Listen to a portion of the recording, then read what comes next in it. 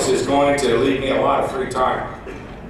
I thought about becoming a gadfly and signing up for public comments every week at the Board of Supervisors. I thought about volunteering my time to wash the cars for the supervisors. Oh, I had to say, come on. But I decided to shoot slightly higher than that. Since I have you all right here, right now, I think there's no better time today than to announce my candidacy for President of the United States.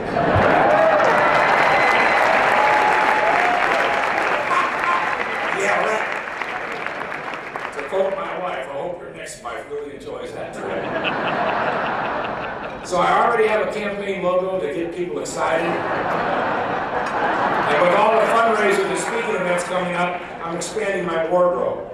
And to make sure that I look the part, President of the United States, I made an appointment to get a real politician hairdo.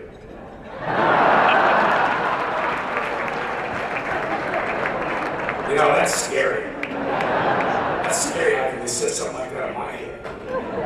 So I hope you'll join me as we embark on the road to the White House. Just kidding. All right. So let's get back to the serious business of what we do each and every day. And I really think one of the sad parts of the campaign, 24/7 media coverage, is that politicians have become a joke of some sort, something to mock. What should be one of the most noble positions a person could hold, serving the people of our great nation, becomes prime material for nightly shows. That really bothers me.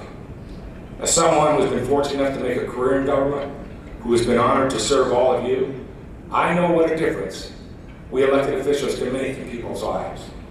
From the seemingly mundane but critical task of road repair, trash collection, building inspection, fighting fires, performing surgeries, protecting our most vulnerable, people absolutely depend on the work that we do each and every day. And one of the reasons that I have never been interested in national politics and why I love working at the local level is that we can't get involved in some of the silly games that are played out. We can't threaten to shut down the government. We can't filibuster for hours on end. You can't do those things either to all of you in running your business. So it's no wonder that the public doesn't trust elected officials. So what happens in this environment? This environment, you score points by being bombastic. You make headlines for being outrageous. And it really turns government into the latest reality show. But I have to be honest, I had my own run-in with reality TV earlier this year. You might have heard about a little midweek fireworks show at midnight on a Tuesday in Marina Del Rey in my district. Yes, Khloe Kardashian decided to throw a party. And as you might expect, I heard from many local residents, some who thought that we're being bombed. It sounds funny now, but can you imagine waking up a little after midnight to that? But the next day, I found myself on TMZ with Khloe. My point is all this headline grabbing and soundbite seeking is really easier than addressing our real problems. And that's where things get messy. Because solving problems requires compromise, working together. Solving problems requires an authentic look at facts that we might not like. Solving problems is just plain hard work. To take the easy way out, there seems to be a culture of what I call and will call the don'ts. Don't change your mind. Don't make mistakes. Don't change course. And above all, don't vote against your party. Come on, folks. How can we deal with the issues or get anything done if we box ourselves in like that? At every level of government, people should expect us and do expect us to solve problems. That's why I think that you all elected me and been fortunate to serve you, and why you've elected the other elected officials in the room, and we appreciate their service.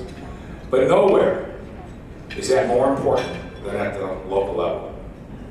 Here at the county, as the ultimate safety net, people depend on us because they have reached the end of the road, financially, physically, or mentally.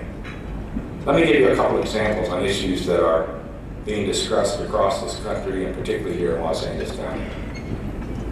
The first is affordable housing, and the second would be our jail system. Both Los Angeles County and the city of Los Angeles have been making the news News recently for very large financial commitments to address the growing homeless issue and the lack of affordable housing that is facing our entire region. And let me be clear, you and I know how hard it is for people to rent or own a home or an apartment here in Los Angeles County. Time and time again in my career, we've had to put resources behind housing programs for families, for veterans, and others, not only in my district, but countywide. And as this issue is getting a lot of publicity right now, big numbers are being thrown around to combat the problem. $100 million for homelessness, $100 million for affordable housing, which makes for great headlines. But what happens after the headlines? Will we really be able to get that level of resources to the people who really need it? As I told you before, the county has a $28 billion budget. So many people think, well, what's a couple of million here, or even $100 million in that big of a pool? Well, it's critical that you all understand that close to 85% of that budget is allocated for us by the federal and state governments. In other words, they give us money, and we run their programs and services. So that leaves us relatively little wiggle room for the rest of our budget. As you might imagine, and you read the papers every day, there are a lot of demands on that money, and several of you made requests today prior to lunch. And so our priorities can change and do change over the long term as new challenges arise. Last month, my colleagues proposed $100 million for affordable housing, a ramp up of $20 million each year over the next 5 years, up to $100 million per year in perpetuity. Wow, that made some great headlines. I suggested a different plan that mirrors what we had with the former redevelopment agencies. It was a formula that set aside a percentage of our revenues. And while this formula may fluctuate a bit and not get to $100 million a year, a percentage is guaranteed today and going forward. Now I get, and I heard, that $100 million sounds a heck of a lot more dramatic. But using that formula would not tie the hands of future boards as priorities and needs change. But when I raised the issue about sustainability of an annual $100 million allocation, I was asking simple questions like, where are we going to get the money? Now and in the long term. I understand we have some now, but what about the long term? Unfortunately, some people assume that I raised the question because I am a Republican, and therefore I must not care about affordable housing. You all know me, nothing can be further from the truth. There is no Republican or Democratic way to get someone off the street and into a home. I just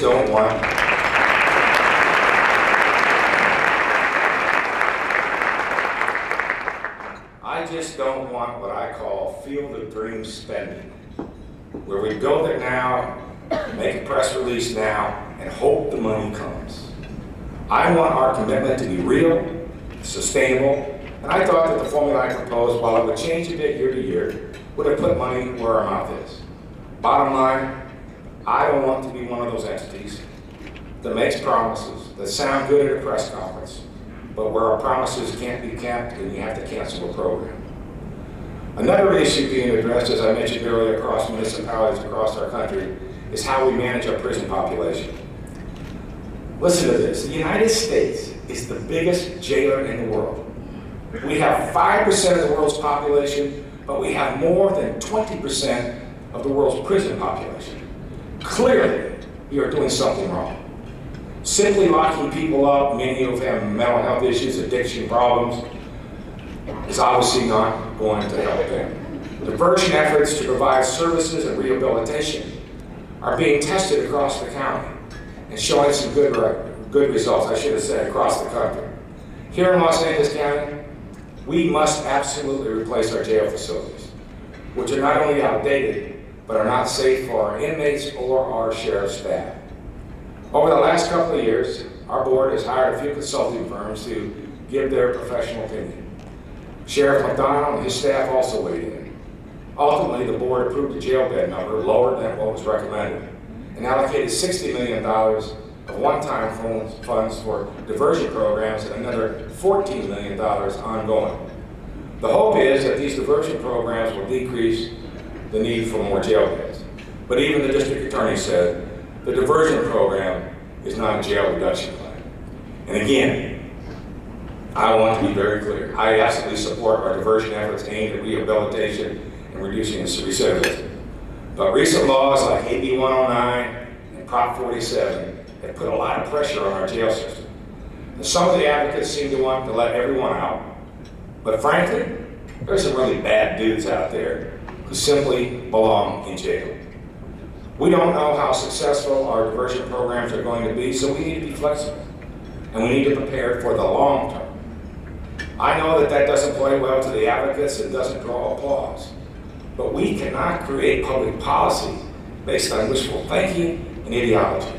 We cannot cater to the soundbite. We have to play the long game as the ultimate safety net. We are responsible for how our taxpayer dollars get spent. We are responsible for the fiscal health of the largest county in America. Again, we cannot do field of dream spending, picking a dollar figure out of the sky and hoping the money will come. Future generations expect us to be more accountable than that. I'm not whining, and this isn't about getting my way, but when we look at the huge issues like affordable housing, diversion, minimum wage theft, we are talking about helping those who need it most to get the sources and the resources to them. Throwing just money at issues without a sustainable plan isn't fair to those that we're trying to help or to those who have to put us in office to fix these problems. So this isn't about the state of county today. The state of the county today is good. It's about tomorrow and having the resources to help those who need us most. We must be flexible enough to turn on a dime if a crisis comes up. I think you can tell how concerned I am about all this. LA County has weathered the last recession because of prudent budgeting and a good relationship with our unions. We even received the highest credit ratings we've ever had. And we worked hard for that. So it's important for our residents because we're able to borrow money at a lower cost for infrastructure projects and items to provide the services that our constituents demand. So before I get into some easy for you to say, some specifics, good thing I didn't eat the chicken, but I would have come running out. Some specifics on those types of projects, let me show you some of the highlights from this past year.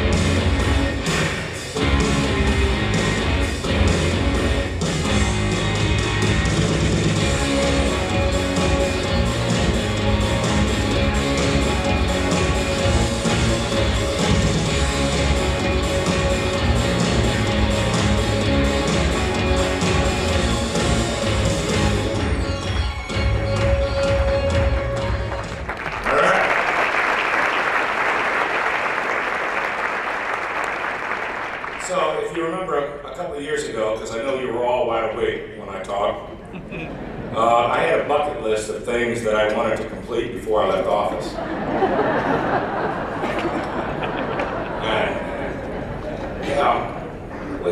We're buds, the three of us, But with all the money that's being spent right now, I'm very focused on measurement and accountability. So I'd like to show you my report card on our progress. I'm pleased to report that the 3 community center projects I talked about have been completed. In 2014, we opened one in Hacienda Heights. This year, we completed projects in Rowan Heights and South Whittier. These are beautiful facilities that I'm really proud of, and they make a huge impact in those communities for residents of all ages. And one of the issues the county faces is healthcare delivery. And it's that too many people enter our system in the most expensive way, and that's through the doors of the emergency room. With the launch of the Affordable Care Act, we are more than ever now focused on preventative care. However, access to preventative care has been limited, very limited in the eastern part of my district. Last year, I told you we'd be opening a clinic in Hacienda Heights this year. Unfortunately, the project has some delays because they decided to move to a more central location. So I don't get an A on the bucket list report card on that one yet. But I'm really looking forward to it opening either early next year or late next year. As you all know too, one of the county facilities I am most proud of is Rancho Los Amigos National Rehabilitation Center in Downey. For more than 2 decades, it has been named one of the top rehabilitation and only public rehabilitation hospital in the entire country by U.S. News and World Report. It's an amazing place. If you ever feel like you're having a bad day, you head over there and you see the miracles that the patients, the doctors and nurses, the staff accomplish there each and every day on behalf of our patients, and the struggles and the commission and commitment that patients make in responding to them. So this year, we launched Rancho Rising 2020, a $418 million desperately needed state-of-the-art renovation. The first phase of construction, scheduled for completion in 2016, will give us a new wellness and aquatic therapy center for our patients. The second phase includes some seismic safety facility renovations, as well as a brand new outpatient facility, which will be completed by 2020.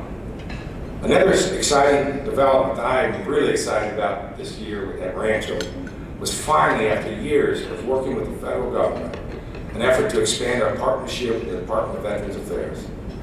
Legislation finally passed, which will provide quicker access to care for veterans who experience long wait lines at the VA facilities. It allows veterans to choose non-VA medical facilities and have access to services closer to their homes. If the VA can't meet their needs of our vets, we've got the capacity, we've got the skills, and we've got the will.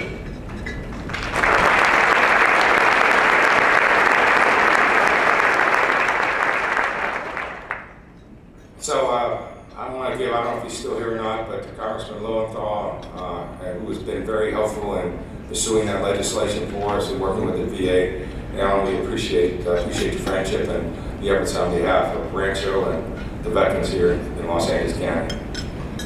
And the project that I probably most want an A on is public transit to the front door of the airport. What a unique concept. This is a very complex project, and I'm trying to be patient. The environmental reviews are underway. A design firm has been selected, has begun their work, and we are aggressively seeking FTA support so that we can accelerate the project to 2023. It was originally scheduled for completion in 2028. So actually, I really don't care about an A on this project. I just want to be around to see it complete. I want to get on a Norwalk and go all the way to the front door. Over the years, we've also held 31 Knabe Cups for local boys and girls high school teams, CIF certified. As I mentioned last year, I wanted to establish a junior golf academy to encourage young people from all walks of life to start playing golf, to learn the game, being outdoors, computers, the whole thing. We've reached an agreement with the city of Norwalk with their 9-hole course, and just last week we approved a contract with an operator. We plan to break ground to upgrade it in January and have everything up and running for the kids by June of 2016. So the last construction project on my bucket list is Operation Libraries. We are investing over $45 million in libraries throughout my district. Some of our facilities are so inadequate, and we have kids waiting in lines to get in there after school. Earlier this year, we broke ground on the new South Whittier Library. We just recently broke ground on the Lameda Library Annex, and just last weekend, on a new facility in Los Nietos. The city of La Mirada is working with us on a $4 million remodel, and the project designs in the city of Artesia have been approved for work beginning next spring. Well, I know some people think that libraries are a thing of the past or could be a waste of money. They have evolved into the learning center for people of all ages. The investments that we are making go way beyond brick and mortar and shelves for books. We're focusing on the digital upgrades to make our facilities relevant for people of all ages. Our libraries have never been busier, and I'm thrilled that we have the ability to invest significant resources in the communities which need it most. This year, we also say goodbye to legends like David Letterman, Jon Stewart, and said hello to the new TV titans. But I'm proud to say that constant throughout all this change has been my TV show. Dialed in with Don Knabe. Since starting the show in 2013, we filmed over 30 episodes. This year, we've taken the show on the road and filmed at the newly restarted Hall of Justice with Sheriff Jim McDonald. Just last month, we filmed an episode at Rachel Rosamigos. And every year, around the holidays, we profile 3 local nonprofits, which are making a huge difference in supporting people in need in our community during the holidays. And it's just amazing to me how many groups and organizations out there are touching the lives of citizens, not just in the 4th District, but throughout the great county of Los Angeles.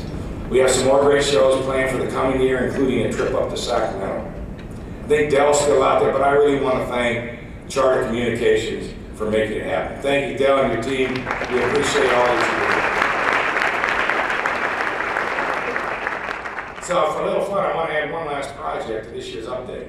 Something I've been working on for a number of years that you didn't know about. Los Angeles County is part of a nationwide organization called the National Association of Counties, better known as NACO. Together, the nation's over 3,000 counties lobby the federal government on issues impacting all counties, urban, rural, large, and small.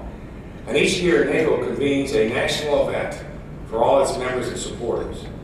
The locations are usually determined a few years in advance, so we've been working at this for a while. So I've been pushing for an event here in Los Angeles County for years. I am so pleased that next year's event will be here, right here, in this building, in late July. It's going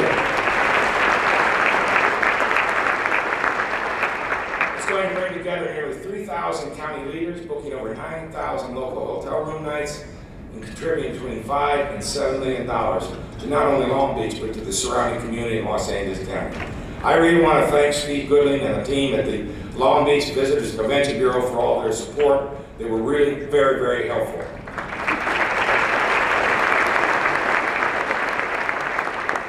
Of course, I don't just want it to take place in Los Angeles County. I want it to be the biggest and best NACO has ever held. We're currently developing plans to make this a really special event.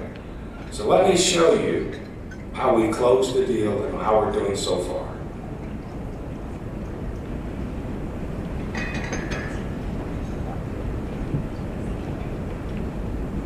Okay, everyone, NACO's coming. We're a year out. We got to come up with a great idea, big ideas, fantastic ideas. We want to make this the biggest NACO convention ever in the history of NACO. Any ideas? Wow, don't be so enthusiastic. Nothing? Nothing at all? What about a music video? The word for Randy Newman.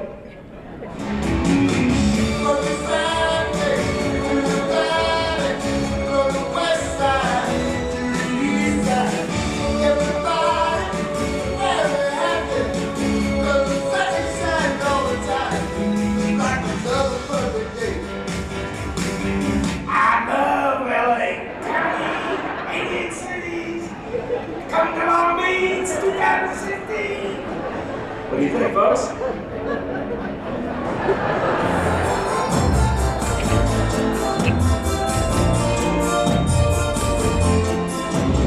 NACO is coming. NACO is coming. NACO is coming.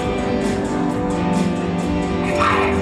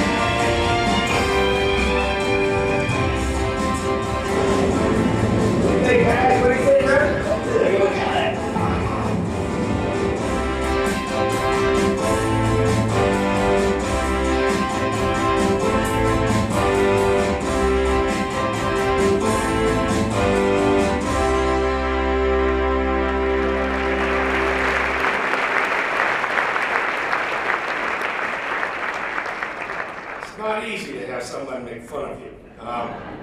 But this is a huge deal for Long Beach, for Los Angeles County and the region. But let's get back to the bucket list. Perhaps the two most important issues that I have worked on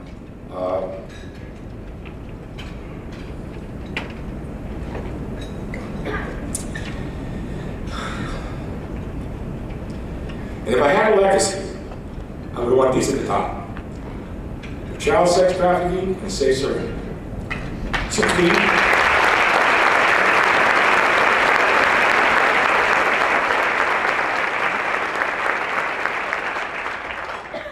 about that.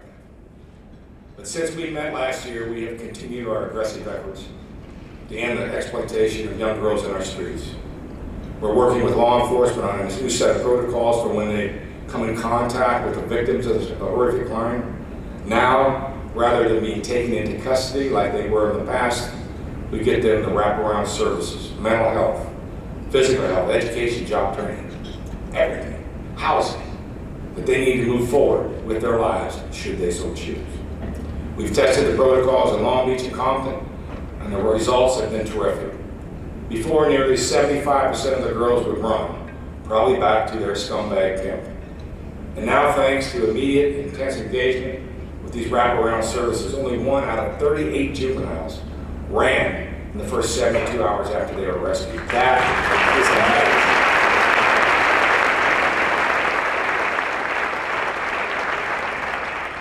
It's an incredible leap in the right direction. And I'm proud of the work that we've done to provide services to the victims and to increase the penalties for the scumbag pimps. But the one piece that has been missing in this is the demand side. We should not call those who buy young girls for sex anonymous Johns. Let's call them what they are. They are child rapists.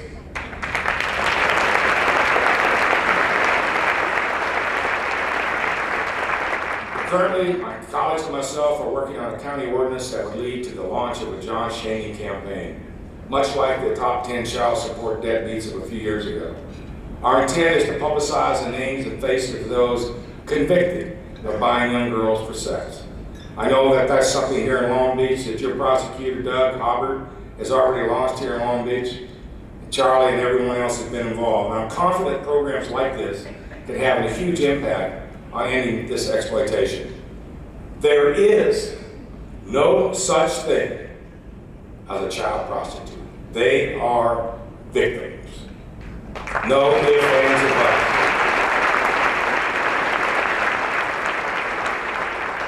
On a happier note, I'm thrilled to announce that 2015 has been the most successful since we launched Safe Surrender in 2001. 16 lives, as was mentioned earlier, have been saved so far this year, bringing the total to 140.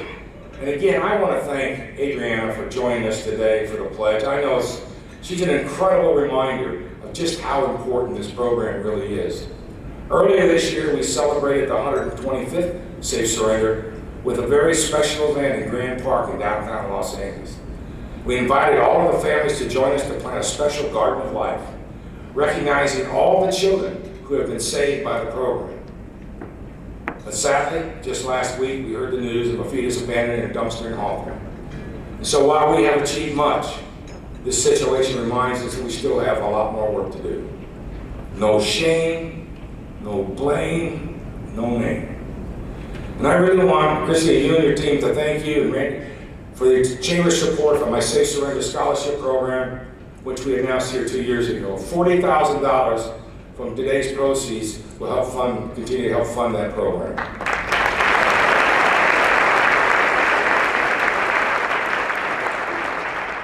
Soon enough, Adriana, as young as she may be, it happens overnight, but she's going to be ready to head to college. And again this year, the Chamber has also continues to support 2 local nonprofits, which are very important to me, the U.S. Vets and the McDonald's House. U.S. Vets is the largest nonprofit provider of services to veterans facing challenges in their transition back to civilian life after dedicating their lives to our country.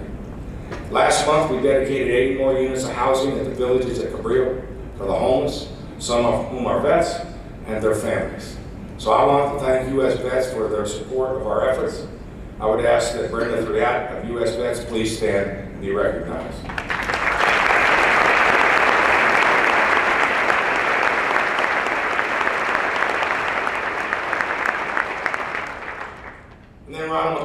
House, which you all know is such an important part of Long Beach here, provides temporary housing for families of seriously ill children who are receiving treatment either at Miller's Children's Hospital here in Long Beach or at their local medical facilities.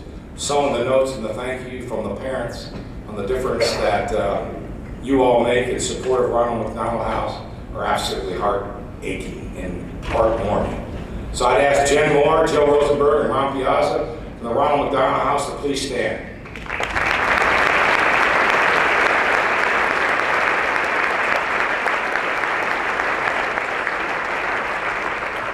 As you know, I am shortly entering my final year as supervisor. It's 1 year, 2 weeks, 6 hours, and 22 minutes.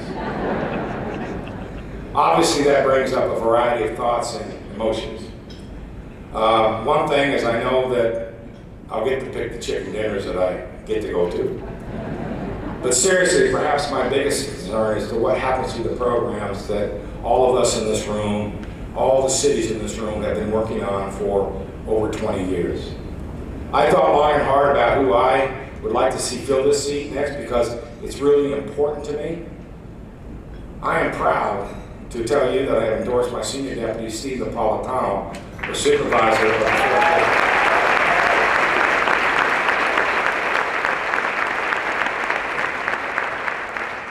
I know he'll continue much of what we've talked about today: fiscal responsibility, nonpartisan problem solving, and protecting the most vulnerable.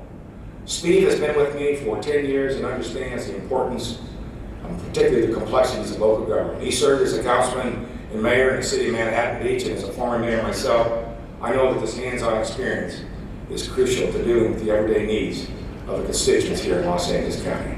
He represents me in 8 4th District communities. He has shared my commitment to delivering top service to all of our residents. Steve will be ready to lead on day one. He has been involved in virtually every aspect of our operations and has the experience, knowledge, and vision to serve Los Angeles County. He's a smart, talented leader, great integrity, so I hope you will join me in supporting him. And Steve, you're out there, please stand, and we'll give you a little recognition.